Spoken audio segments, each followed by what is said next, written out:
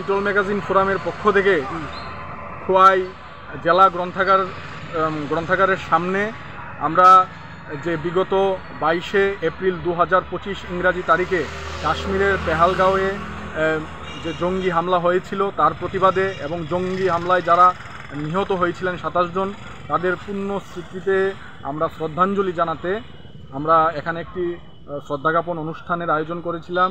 এখানে আমরা যে 27 জনের নিহতদের তাদের পুণ্য স্মৃতির উদ্দেশ্যে 27টি মোমবাতি জ্বালিয়েছি। তার পাশাপাশি এখানে একটি বেদিতে আমরা শ্রদ্ধার্ঘ্য পুষ্পার্ঘ্য নিবেদন করেছিলাম এবং এখানে এই সমস্ত সাংবাদিক বন্ধুরা এসেছিলেন।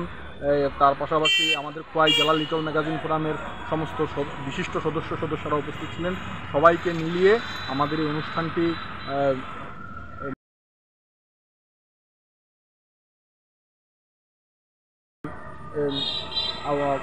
বিদেহী আত্মার প্রতি চিরশান্তি কামনা করছি।